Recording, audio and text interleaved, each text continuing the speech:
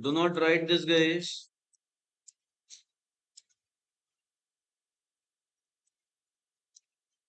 Methods to measure national income.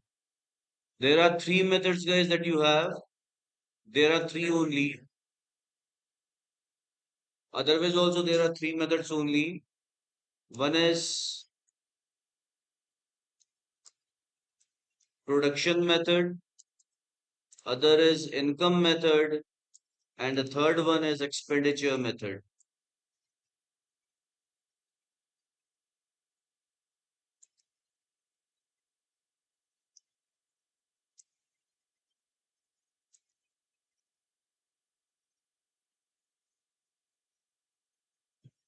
Now, whatsoever method you use, you will find the same value of national income or any of its aggregates.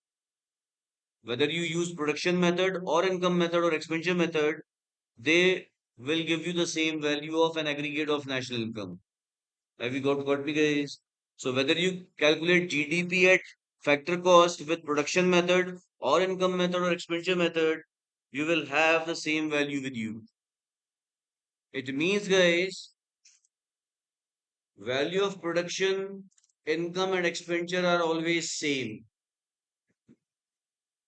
It means that value of production, income and expenditure are always same with one assumption. Value of production and income always remain same, guys. They always remain same, right? They become equal to expenditure only when the whole income earned by one is spent. Only when the whole income earned by one is spent. If he saves something and does not invest after that, then value of production or value of income would not be equal to value of expenditure. Obviously not, because he is not spending as much as he's earning, but he's saving some part of his income. Have you got me, guys, or not? So let's understand how these three are always same. That is how production, income, and expenditure are always same. So to make you understand this, let me take an example which I always give to my students when I start with methods of measuring national income.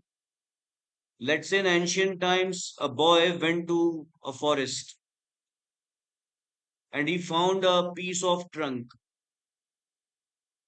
With sharp stones, he converted that piece of trunk into a cricket bat. He had knowledge as how cricket bat looks like, what is its shape, what is its dimensions, length, and all. So with the sharp stones that he got from the forest itself, he converted that piece of trunk into a cricket tree, into a cricket bat. I'm sorry, and he decided that he will sell that bat in the market for rupees 100. Have you understood what I said? It means value of his production once the bat is produced is rupees 100. Correct or not? Once he sells that bat in the market for the same value, his income would also be 100. It means value of production and income is always same, with an assumption that whatsoever you produce, the same gets sold in the market. Understood this? Now with this rupees 100, he spent rupees 80 on his current needs, which is called consumption expenditure. Out of rupees 100, he spent rupees 80 on his current needs, on food, shelter, clothing, entertainment, traveling, training, education, healthcare, etc. And he deliberately saved rupees 20 with him, with which he purchased an X. This is how he spent his total income of rupees 100. You can see, guys, whatsoever is the value of production, same as income and same as his expenditure. With an assumption that the total income is spent. Am I clear or not? With this, I am trying to explain you one more concept. Now, next time he again went to the forest, the same forest, with the axe that he purchased. He gave the same time. He spent the same time in the forest which he spent last time. But this time, he is able to produce three bats instead of just one. Why? Because he had X with him.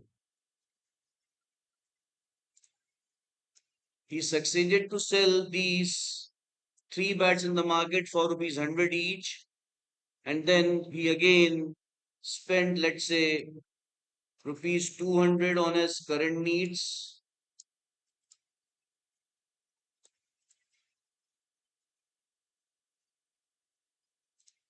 and with rupees 100, remaining 100, he purchased a shop in the market.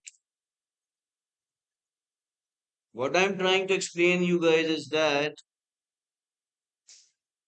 the investment that you do now, that increases your income always in future. He could have spent entire 100 rupees of income on his current needs, but he did not do so. He saved rupees 20, with which he purchased an X. Now, by giving the same time in the forest, he is able to produce three cricket bats.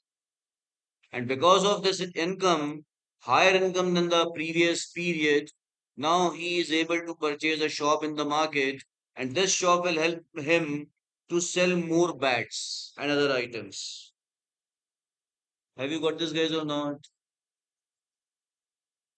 I'm asking those who are online. Manveer, Mansha, Manya, and Anish. Yes, sir. Yes, sir. Yes, sir. Good. So, two things you have learned. One is about how investment helps somebody to increase his production and income.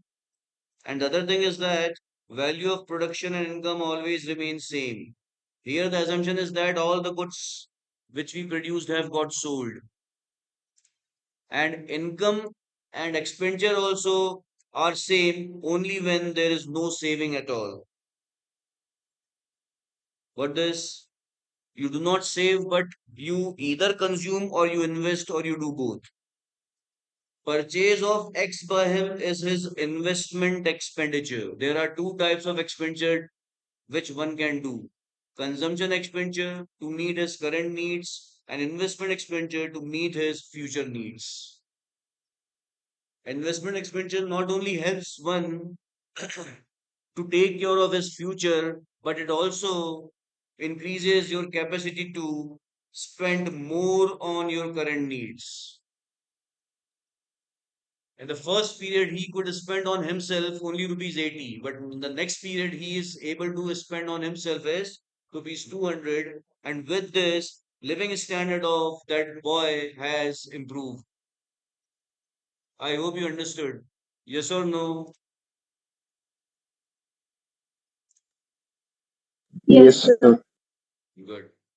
You do not need to note down anything out of this, guys. It was only to make you understand as how the three methods are same and how investment helps somebody to earn his to increase his income. So let's start with now methods to measure national income. So there are three methods to measure national income, viz.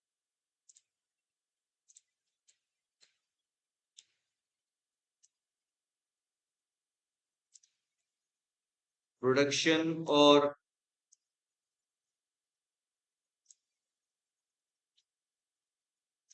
output method,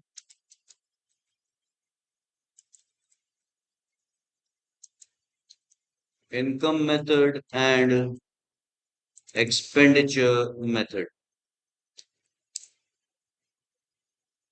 So let's start with production method, guys. Now, in this method, guys, you know that national income data is calculated by our central government. No other governments nor any private bodies are interested to know national income. Moreover, they would not like to put in such efforts and expenditure to calculate national income of a country. So it is only the job of central government. Central government has its own agency like Central Statistical Organization CSO, who is responsible to collect the data of national income. Under production method, what they do is they go to each and every producer and ask them how much they have produced in a particular year which has just got over. I repeat, in production method to measure national income, the central agency people goes to each and every producer and ask them how much they have produced in the year which has just completed. Be it a producer of good or a service. It means the data of production is not calculated from everyone, but it is calculated only from producing sector, right? Now, whether a producing business is of private sector or it is of government sector, you know that government sector also has its own enterprises through which they produce various goods and services, like National Steel Authority of India, right? Like Indian Oil, like ONGC, like State Bank of India, like Indian Railways, Indian Post Offices, they all are public enterprises. Life Insurance Corporation of India, all these are public enterprises. So they also produce various goods and services. CSO, that is Central Statistical Organization people, goes to every producer and collects the data of production by them. Clear, guys? Now, if they do so, there might be a problem. The problem of double counting. The problem of double counting. For example, ONGC purchases crude oil and it refines the crude oil and distributes it to all other oil companies, that is Indian Oil, Hindustan Petroleum, Bharat Oil, and many more. If I go to ONGC and ask them how much you have produced, they may give me a value. If I go to Indian Oil later, they also may give me a value of their production, monetary value of their production. But in this calculation, in this data, the production done by ONGC is counted twice. Why? Because finished product of ONGC has become raw material of Indian Oil. Are you understanding, guys, or not? Suppose I produced some goods, but they are not finished goods of rupees 100. And Athar, who is sitting with me here, he purchases that good from me. He is another producer. For him, the good produced by me is a raw material. Let's say I am producing clothes, raw clothes with cotton, right? So my production value is 100. I sold my production to Atharv. That is, I sold him cloth of rupees 100. Atharv makes shirts out of those clothes. Atharv's total production is rupees 500. But out of that 500, 100 rupees is of mine because I supplied him raw material. It means my 100 has been counted twice, one as my production and one as Atharv's production. And this is how double counting takes place when data of output from each producer is collected. I hope you all are listening me, those who are online and are understanding me. Yes or no, guys? Yes, Yes, sir. sir. Mansha, Anish, Manya, I hope you're understanding, guys. Yes, Yes, sir. sir. So the other way with the government is to go to only those producers who are producing final goods. Because final goods are only those which bring welfare in the society. If I'm producing only clothes, not garments, only clothes, they are of no use, almost of no use for the society until they are converted into apparels, into shirts, pants, tops, right? and many more. Yes or no? So in that case, government employee or government people should not go to all the producers, but they should go to only those producers who are producing final goods. But again, here is a problem, that is to find out the final producer. Final producer means the one who is selling goods to end consumer. Correct or not? Suppose Atharv is making shirts by purchasing clothes from me. He sells shirts to Mishika. Mishika is a distributor, but Mishika is not end consumer. Mishika sells those shirts to different retailers, like to Avi, to Dishti, to Devansh, to you too also. You are retailers. You are selling it further to end consumers. Now, suppose one end consumer goes to Mahi's shop. He purchases 4 shirts. Mahi finds that he is a consumer, but he actually is not a consumer. He goes to his own village and there again he sells the shirts to somebody else with some profit. So finding end consumer, that is finding sale of final goods by a producer to an end consumer is very difficult. So that idea is also not good. That is the idea of going only to those producers who are producing final goods is also not good. Why? Because we do not know whom are they selling it to whom they are selling. Are they really consumers or they are also producers of services like retailers that we have in the market? None of them are producers from whom we purchase apparels. Correct or not? You go to Pantaloon, you go to West Side or some other place and purchase clothes, apparels. Are they producers of apparels? They are not. They are retailers. To get rid of this, guys, the method that we have in production is called value added method. So in that case, what these agency people do is that they go to every producer and not only collects their output data but also collects their input data. For a third, the output was 500 rupees because he sold shirt in rupees 500, right? That was his output. But government employees will also ask him what was his input. So then he will say that his input is rupees 100 because he purchased cloth of 100 from me. So how much value Atharv has added actually is only rupees 400. The same way government will go to each and every producer and will ask or will collect the data of value addition by each producer instead of just collecting the data of output. Have you understood, guys, what I said or not? Those who are online,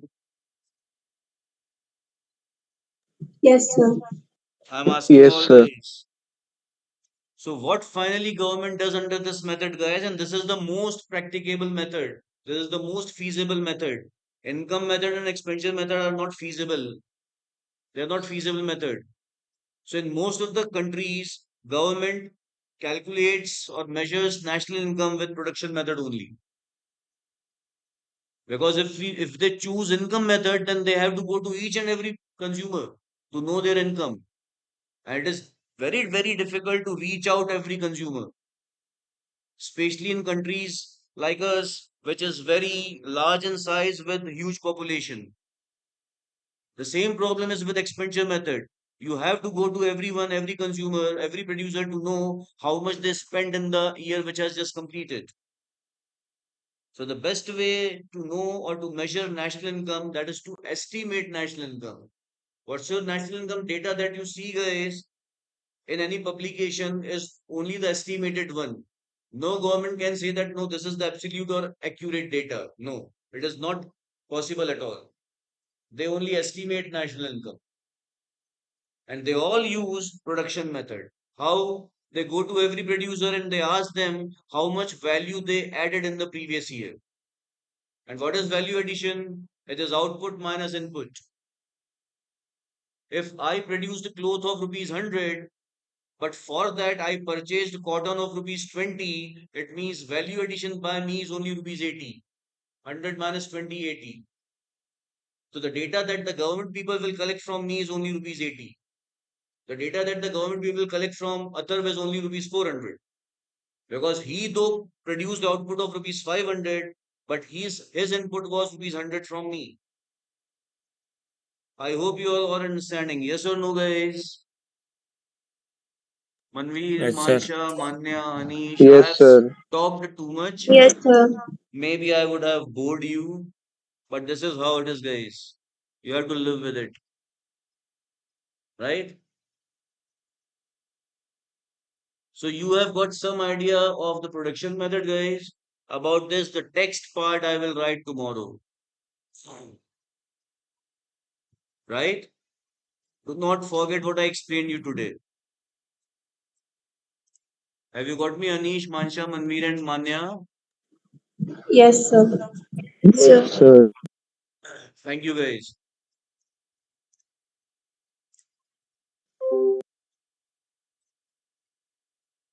कितना percent समझ में आया जो भी मैंने समझाया, guys?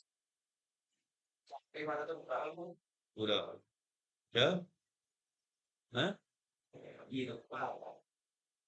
जो भी नहीं अभी जो बोला मैंने रास्ते में अतर से समझ में नहीं आया तो आज आ गया. But have you understood this? Drishti was feeling bored. Right, Drishti? You have to write this in exam. Do not forget that. Thank you. Thank you, sir. Yeah.